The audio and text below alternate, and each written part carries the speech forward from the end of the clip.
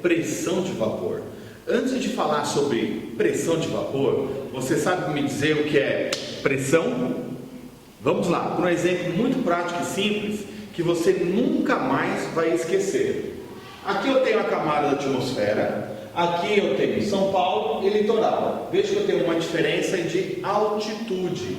Essa diferença é demonstrada aqui por essa curva.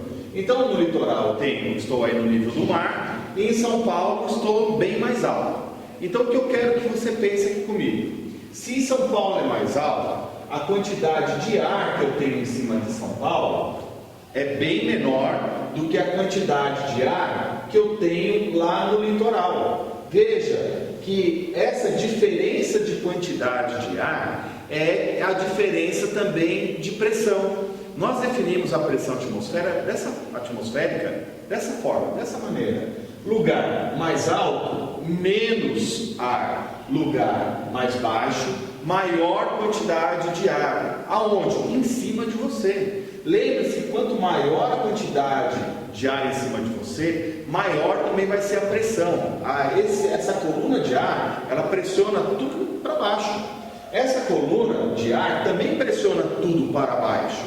Só que aqui eu tenho uma quantidade muito maior de ar te empurrando para baixo do que em São Paulo. Então essa diferença de pressão faz com que diferentes tipos de substâncias evaporem a temperaturas também bem diferentes. Então, aqui comigo, quando eu digo que a temperatura de ebulição da água é 100 graus, eu estou dizendo isso em relação ao nível do mar. Então aqui, ela ferve a 100 graus.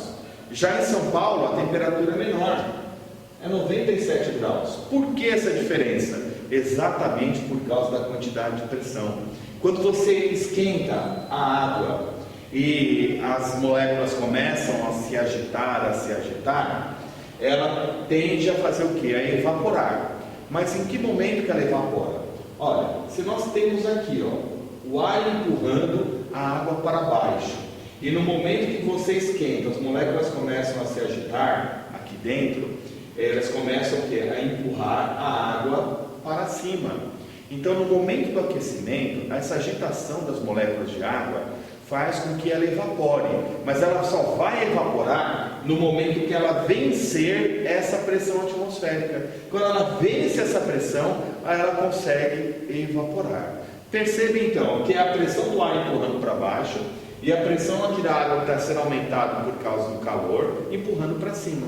Quando a temperatura da água que foi esquentada, ela vence essa pressão aqui do ar, então ela começa a evaporar. Tá claro, gente? Não esqueça mais isso. Então perceba que quanto maior a altitude, menor a pressão. Lembra quando você vai numa piscina, você mergulha, você sente a pressão da água? Porque além da pressão da água, ou seja, uma quantidade muito grande de matéria em cima de você, você tem ainda a pressão atmosférica te empurrando para baixo também. Muitas pessoas sentem muito bem essa diferença de pressão quando viajam de São Paulo para o litoral, ou da sua cidade para o litoral, numa região que é serrana. Então você percebe isso exatamente na movimentação aí do veículo.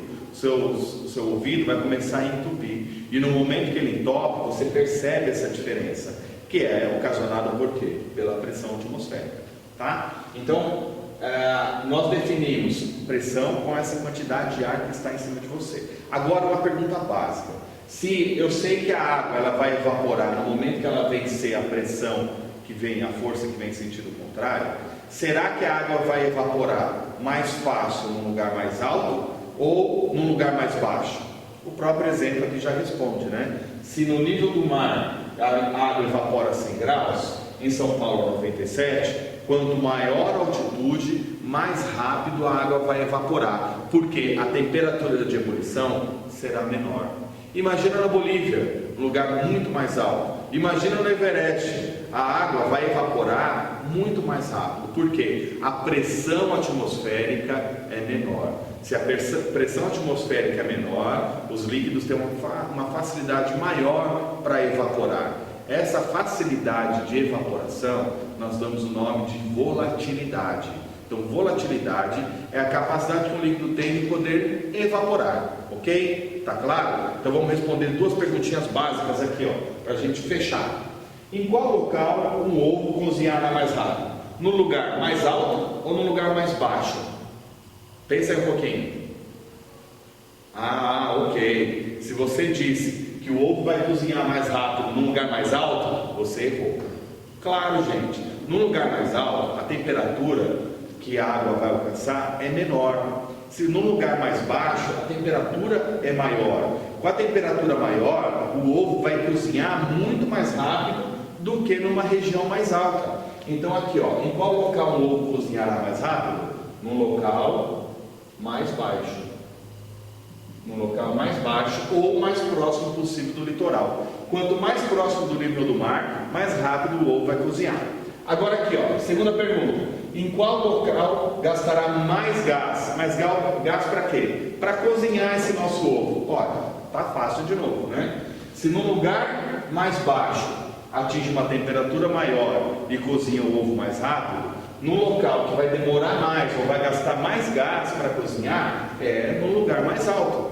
Quanto mais alto, menor a pressão. Então a água evapora mais rapidamente, de maneira mais fácil, a uma temperatura menor. A água vence essa pressão. Então todo líquido ela tem uma pressão de vapor. Quando ela vence essa pressão de vapor, ela vai evaporar. Ok, gente? Tá claro para você?